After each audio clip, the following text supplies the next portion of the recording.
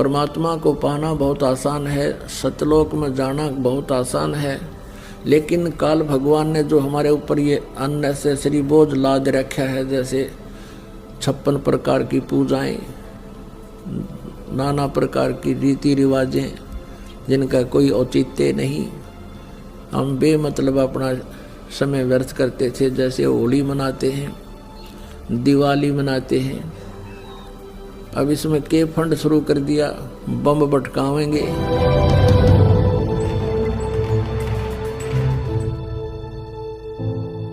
कितना प्रदूषण हो जाता है, किसी की आंख में डाला गया, आंख फूट गई, किसी के कपड़े जल गए, किसी के खेतों में पूड़ियाँ जल गई, किसी का घर में आग लग गई, और प्रदूषण निरा, और सारी रात बड़ा है बड़ कोई मरीज है, बीमार है, उसने वो परेशानी रहे। ये कोई खुशी का तरीका है? और फिर उद्देश्य क्या? बोला इस दिन भगवान श्री राम सीता ने लेकर आया था, दिवाली वाले दिन वापस आया था, और वह गई भी तो थी काटी उसने 2 साल पाछे, फिर वो क्यों ना मनाया जिस दिन वह माँ दुखी रही, सारी उम्र तंग पाई। इस एक दिन के दिवाली वाले दिन ने के दे दिया सीता जी को, आजीवन भटकती रही, एक जंगल में टाइम पास किया, 2 बच्चों को लेकर के रहती थी। तो ये काल ने हमें ऐसा बना रखा है कि हम या तो भक्ति करें, नहीं करें तो ड्रामा सा करें, बस फिर इनको डाल दे इसमें 84 लाख योनियों। सीता जी के को रावण की कैद से छुड़वाने के लिए भगवान ने कितना प्रयत्न किया, श्री राम ने, और करोड़ों व्यक्तियों की हत्या होगी सीता जी को रावण की कैद से छुड़वाने के लिए। दिवाली किस उपलक्ष्य में मनाई जाती है कि श्री राम जी अयोध्या लौटे थे सीता जी को संग लेकर के, इसलिए उस खुशी में दीपावली मनाने लगे, घर घर में दीप जगाने लगे। और कुछ ही दिनों के बाद सीता जी को स्वयं ही निकाल दिया घर से, उसका दुख कभी नहीं मनाया हमने। कहने का भाव ये है कि जो दिवाली मनाने का तरीका हमने अपना लिया ये बिल्कुल गलत है। दीपावली के दिन भगवान की कथा करनी चाहिए, ये बकवाद नहीं करनी चाहिए जो हम कर रहे थे। और सीता जी के वियोग का हमें दुख होना चाहिए। सारा जीवन बेचारी ने कहा ऋषियों के आश्रमों में भूखे प्यासे बिताया, पति कहाँ, पत्नी कहाँ, बच्चे कहाँ। तो ये कोई मर्यादा भी हम नहीं मानते, और इन भगवानों के हम आचरण भी नहीं कर सकते, इनकी लीलाओं के भी आचरण हम नहीं कर सकते। कहने का भाव ये है कि ये जो परमात्मा था उसकी तो हमें जानकारी हुई नहीं, और जो भगवान नहीं थे उनको हमने प्रभु मान लिया। हम रोज दिवाली मनाते हैं, भगवान के गुण गावा, उनकी चर्चा करें, उनको याद करें, और रोज दिवाली मनावा, सुबह शाम याद करें भगवानों को। हम 364 दिन बाट ना देखा दिवाली मनाने की, इसकी खुशी मनावें, सीता जी के आने की खुशी, और विछुड़न का गुम कति नहीं। ये कैसे हो सकता है? तो यहाँ तो एक थोड़े से दिन तो खुशी तरह ही, वह 10 महीने, 2 महीने, 6 महीने, 1 वर्ष, और दुख रहा वो सारी उम्र बेचारी को। पुण्यात्मा, एक परमात्मा को छोड़कर, पूर्ण ब्रह्म को छोड़कर अन्य किसी भी देवी देवता की या किसी हम प्रभु की, ब्रह्म की साधना करते हैं, वो मोक्षदायक नहीं है, वो आपको जन्म मृत्यु के इस दीर्घ रोग से नहीं छुड़वा सकती। और जो हमारे प्रारब्ध के जो पाप कर्म हैं उनको भी पूर्ण परमात्मा ही नाश कर सकता है। नहीं तो आप जी के पास इतिहास है हमारे भगवानों का जिनको हम परमात्मा माना करते थे, जैसे श्री विष्णु जी, उनके अवतार श्री रामचंद्र जी, श्री कृष्ण जी। सत्संग में आपको बताया था कि वो भी अपने प्रारब्ध के कर्मों को समाप्त नहीं कर सके, उनको भोग कर ही समाप्त किया। भगवान श्री रामचंद्र जी पर जाता था कि ये सर्वेश्वर हैं, महेश्वर हैं, सर्वशक्तिमान हैं, सब दुखों का निवारण कर देते हैं। यानी विष्णु भगवान कहो, चाहे श्री रामचंद्र जी कहो या श्री कृष्ण जी कहो। तो हम ये सोचा करते थे कि ये भगवान हमारे दुखों का निवारण करते हैं, ये समर्थ शक्ति है। अब हमने राम की परिभाषा समझनी पड़ेगी, प्रभु की परिभाषा समझनी पड़ेगी, और हमने उन राम में से सिलेक्ट करना पड़ेगा कौन से राम की शरण में जाना है। अब जैसे ये श्रद्धालु कहते हैं, कोई प्रश्न करता है आचार्यों से, गुरुओं से, मंडलेश्वरों से कि क्या श्री कृष्ण अर्थात श्री विष्णु जी हमारे पापों का नाश कर सकते हैं? क्या वे जो श्राप दे दिया जाता है एक दूसरे को 3 ताप के अंतर्गत, क्या हमारे उन 3 तापों का वो नाश कर सकते हैं? तो कहते हैं कि हाँ, भगवान श्री कृष्ण अर्थात विष्णु जी हमारे सब पापों का नाश कर देते हैं। और प्रमाण के लिए कहते हैं, गीता जी अध्याय नंबर 18 के श्लोक नंबर 66 को बोलते हैं कि सर्वधर्मान परित्यज माम एकम शरणम व्रज अहम तवा सर्व पापे भव मोक्षामि मा शुच।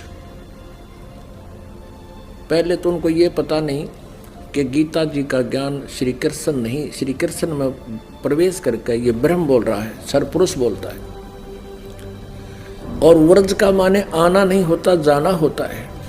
अब गीता ज्ञान दाता सरपुरुष है, ये ब्रह्म है, और ये परम अक्षर ब्रह्म की शरण में जाने को कहता एकम। एकम माने जिसके बराबर दूसरा ना हो, अद्वितीय। उसकी शरण में जा, उसकी शरण में जाने से फिर तू मेरे सतर की जो पूजाएं हैं मुझे छोड़ दे, ये ब्रह्म कहता है। फिर मैं तुझे यहाँ कुत्ते गधे सूअर यानी कष्ट नहीं दूंगा, मैं अपना कर्जा चुका लूंगा। तो यहाँ पुण्यात्मा विचार करने की बात है कि श्री कृष्ण जी और श्री रामचंद्र जी और श्री विष्णु जी अपने श्राप को, अपने पाप को, कर्म दंड को नहीं समाप्त कर सके, नाश नहीं कर सके। उपासकों का कैसे कर देंगे वह? जैसे श्री विष्णु जी को श्राप दिया था नारद जी ने, और ये श्राप दिया था कि नारद जी के मन में विवाह कराने की प्रेरणा होगी, और उसने देखा कि राजा की लड़की का स्वयंवर था, और उसमें लड़कियां अपनी मर्जी का पति अपनी इच्छा से सिलेक्ट करती थी, और राजा लोग बैठ जाते थे वहाँ सामने आके। नारद जी ने विवाह कराने की सोची, और फिर सोचा भी मेरा विवाह कौन करेगा, मैंने तो कचकोला कढ़ा रखा है, इतनी मोटी चोटी सिर पे, और शकल भी ठीक को ना। तो उसने सोचा कि भगवान विष्णु से उनका स्वरूप ले लेता हूँ। एकांत में जाकर टेलीफोन किया, याद किया, श्री विष्णु जी प्रकट हो गए। नारद जी ने कहा, भगवान मैंने विवाह करवाना है और आप मना मत करियो, आज पहली बार आपसे कोई वस्तु मांग रहा हूँ, मुझे आप हरि रूप चाहिए, मुझे हरि रूप चाहिए, अर्थात आपका सुंदर स्वरूप मुझे दे दे। श्री विष्णु जी ने कह दिया तथास्तु। अब उसका बंदर का मुंह लग गया, बंदर का। हरि माने बंदर भी होता है। अब उसने सोचा नारद जी ने कि आज तेरे तो सुंदर कोई नहीं सभा में, और जाकर बैठ गया कुर्सी पर जच के। अब वह लड़की आई वरमाला लेके, सामने देखा बालू बैठा। अब वह एक कदम पीछे से होकर आगे चली गई। नारद जी ने सोचा शायद लड़की की दृष्टि नहीं पड़ी मेरे ऊपर। वहाँ से उठकर एक और खाली चेयर थी दूसरे लोग, वहाँ जा बैठा। जो वहाँ से भी लड़की आगे निकल गई, नारद जी कहने लगे भाई यह अंधी है क्या? वो दूसरे तो बोला, साथी ने उसको यो दिखा दिया दर्पण, अगर देख अपनी शक्ल तो देख ले, हमने डर लगे तेरे थे। तब उसने देखा जब दर्पण यानी अपनी शक्ल देखी, उसने बिना गिनती की गाली दे दी विष्णु भगवान को, नारद जी ने। और उसी समय विष्णु जी आगे और विष्णु जी के गले में वरमाला उस लड़की ने डाल दी। तब नारद जी ने विष्णु जी से कहा कि तू सचमुच धोखेबाज है, जैसे आज मैं एक औरत के वियोग में रो रहा हूँ, एक जीवन तू सारा अपनी पत्नी के वियोग में रोएगा, तुम्हारा कभी मिलन नहीं हो पाएगा। उसी श्रापवश श्री विष्णु जी श्री रामचंद्र रूप में अयोध्या के राजा दशरथ के घर जन्मे।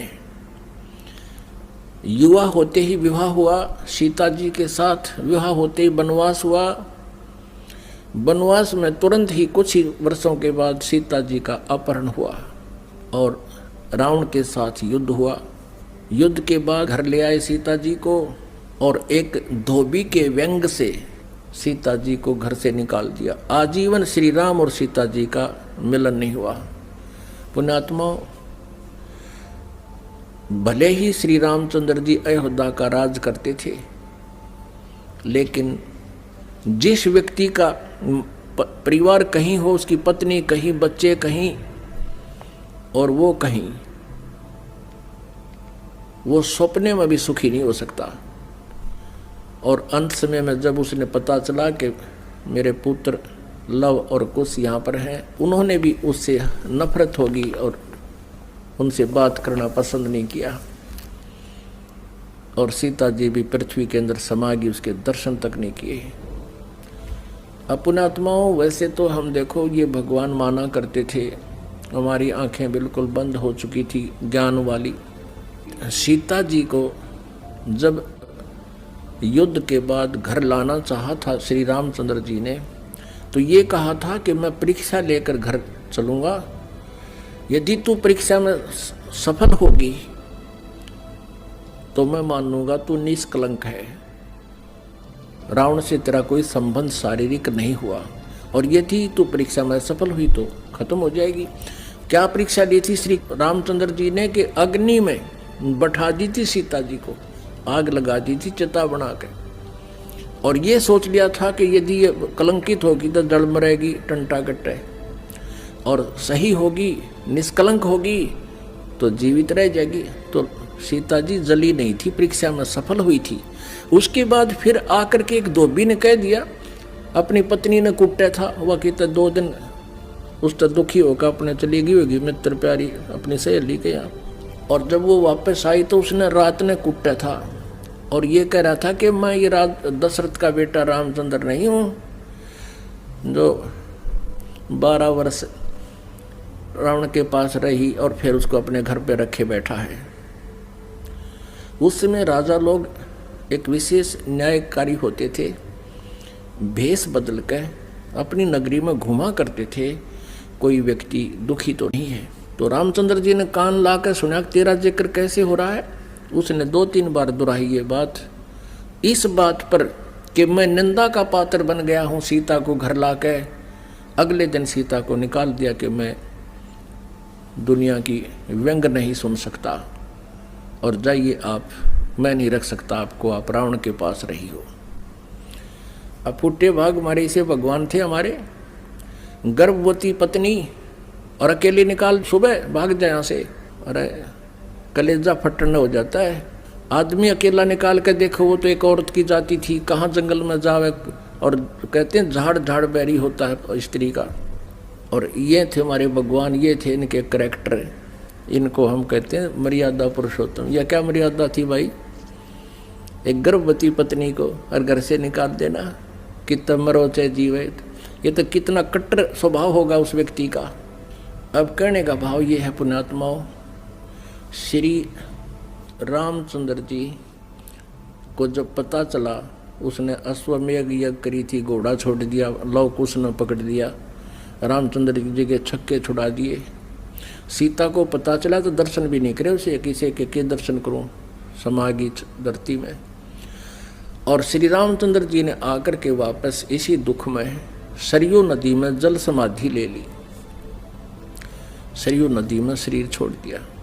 उसके बाद फिर श्री कृष्ण रूप में जन्म हुआ और रावण के साथ युद्ध के दौरान श्री रामचंद्र जी ने सुग्रीव के भाई बाली को मारा था, एक वृक्ष की ओट लेकर, यानी धोखे से। तो उसका भी बदला देना पड़ा श्री कृष्ण जी के रूप में। वही विष्णु वाली आत्मा श्री कृष्ण जी हुई और बाली वाली आत्मा यानी राम वाली आत्मा श्री कृष्ण रूप में द्वापर में जन्मे, और बाली वाली आत्मा एक शिकारी बना और उसने एक विषाक्त तीर बनवा लिया और श्री कृष्ण जी के पैर में तलवे में तीर मार दिया विषाक्त, जिसके कारण उसकी मृत्यु हुई श्री कृष्ण जी की। श्री कृष्ण जी ने जब पूछा उससे, उस पारधी से, शिकारी से, शिकारी ने भगवान से कहा कि हे राजन, मेरे से गलती धोखे से आपके पैर में तीर लग गया। आपके पैर में पद्म है, ये चमक रहा था। दिन का समय, झुरमट सी वृक्ष की छाई हुई थी और मैं शिकार के लिए घूम रहा था। आपके ये पद्म की रोशनी मुझे लगा जैसे मृग की आंख है, हिरण की। मैंने धोखे से, गलती से तीर मार दिया और ये तो विषाक्त है। अब आप जी नहीं सकते, मुझसे धोखा हो गया, गलती होगी, माफ करो, क्षमा करो। तब श्री कृष्ण जी ने कहा कि बाली, ये तेरे से धोखा नहीं हुआ, ये ऐसा ही होना था। भाई, मैंने तेरे को धोखे से मारा था त्रेता युग में, और आज मैं वो बदला दे चला हूं। अब दुर्वासा जी ने श्राप दिया था यादव कुल को, श्री कृष्ण जी के कुल को श्री कृष्ण जी के समक्ष ही श्राप दे दिया था कि यादव कुल का नाश होगा। किसने? इस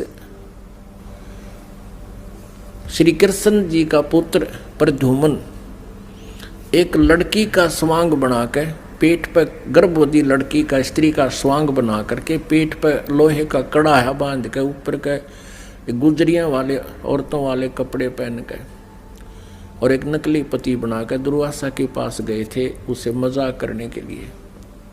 और ये पूछा था कि हे ऋषि, सुना है आप भूत भविष्य वर्तमान की सभी बता देते हो, त्रिकालदर्शी हो, बताइएगा इसके लड़का होगा या लड़की।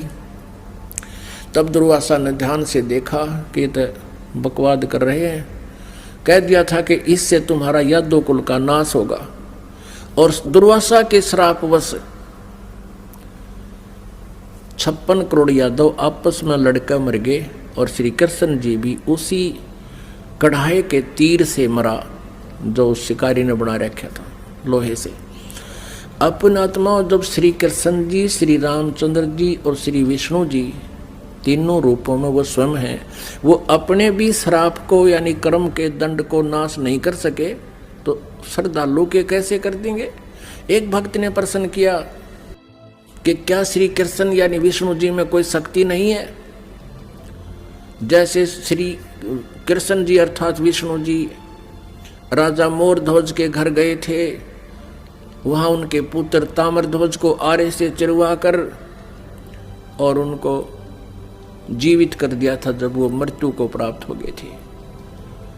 पुण्यात्मा कबीर परमेश्वर जी ने फिर ये इसका उत्तर दे रखा है, क्योंकि श्री आदरणीय धर्मदास साहब जी ने भगवान से ये प्रश्न किया था कबीर जी से कि हे भगवान, हमने सुना है श्री कृष्ण जी ने मोरध्वज राजा के पुत्र को आरे से चरवा कर वो मृत्यु को प्राप्त हो गया था, उसको जीवित कर दिया था, और आप कहते हो कि ये समर्थ नहीं है, ये कोई परिवर्तन नहीं कर सकते। भगवान, ये क्या छोटी बात है? तब परमात्मा कबीर परमेश्वर जी ने कहा था कि धर्मदास, जब महाभारत के युद्ध में और अभिमन्यु की मृत्यु हो गई थी,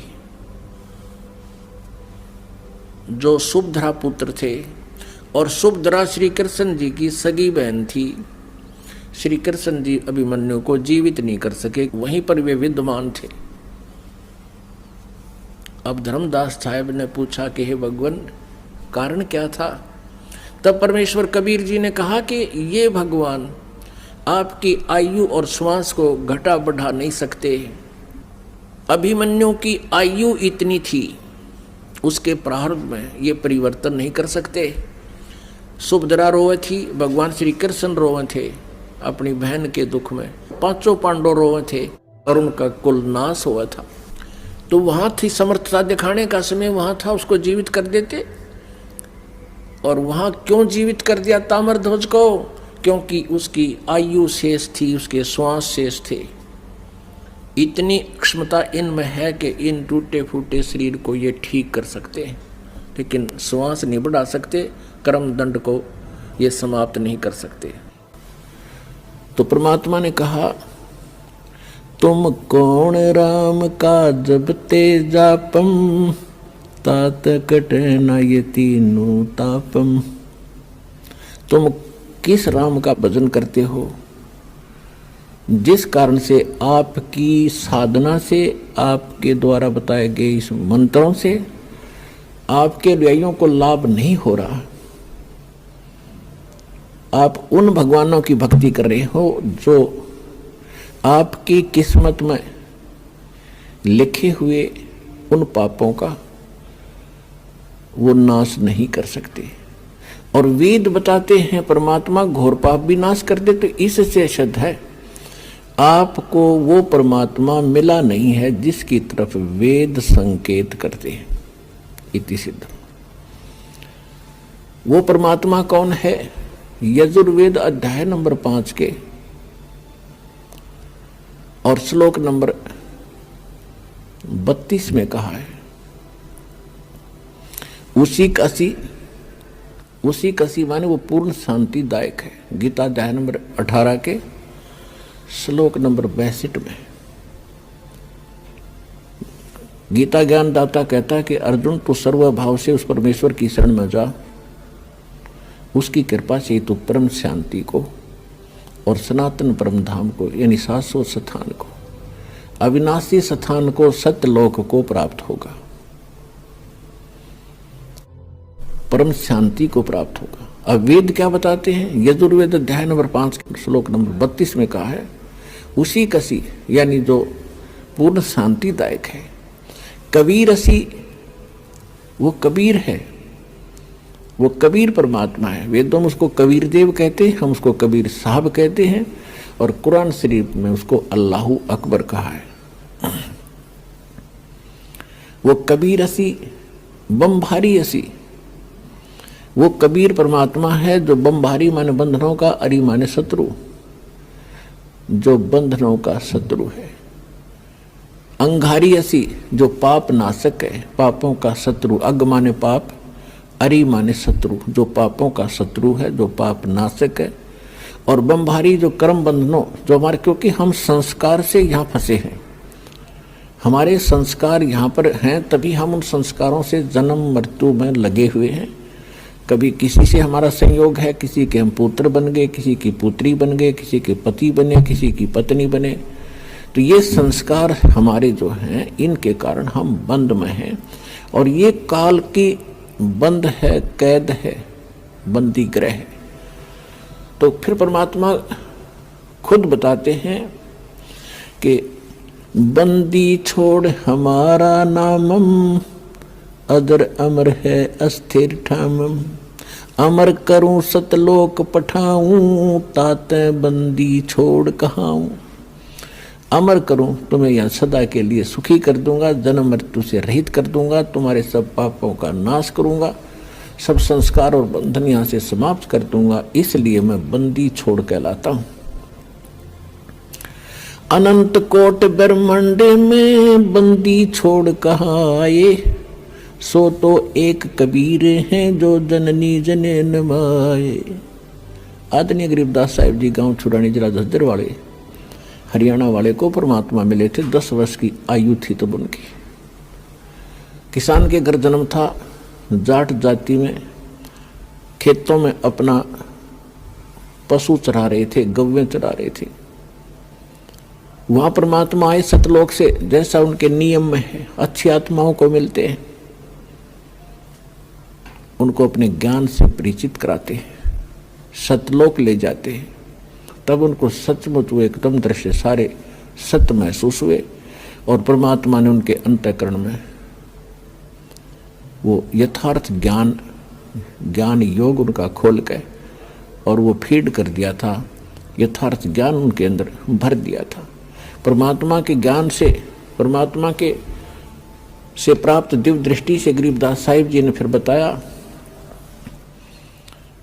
अनंत कोटि ब्रह्मांड का एक रति नहीं भारे, सतगुरु पुरुष कबीर हैं ये कुल के सिरजनहार। यानी हमारे सदग्रंथ बताते हैं कबीर इज गॉड, आंखों देखा वो महापुरुष बताते हैं Kabir is God. Who Kabir, वो कौन कबीर? अनंत कोट ब्रह्मांड का एक रति नहीं भारे, सतगुरु पुरुष कबीर हैं ये कुल के सिरजनहारे। हम सुल्तानी नानक तारे, दादू को उपदेश दिया, जात जुलाहा भेद न पाया, वो काशी माहे कबीर हुआ। अब स्पष्ट भी कर दिया कि हु कबीर जो काशी में जाति जुलाहा धानक रूप में रहा करते थे, वो है वो भगवान सिरजनार। गरीबदास साहिब जी कह रहे हैं कि मुझे और इब्राहिम सुल्तान अधम एक मुसलमान राजा था इराक देश का, उसको और आदरणीय दादू साहिब जी को, आदरणीय नानक साहिब जी को हम सुल्तानी नानक तारे और दादू को उपदेश दिया, जात चुलाहा भेद नहीं पाया, वो काशी माहे कबीर हुआ। अब स्पष्ट कर रहे हैं गरीबदास साहिब जी कि मुझे पार किया, दादू साहिब जी को पार किया, नानक जी को पार किया। अब दादू साहिब जी को परमात्मा ऐसे ही मिले थे जैसे गरीबदास साहिब जी को मिले थे। उन्होंने कहा था, जिन मुझको निज नाम दिया सोए सतगुरु हमार, दादू दूसरा कोई नहीं, ये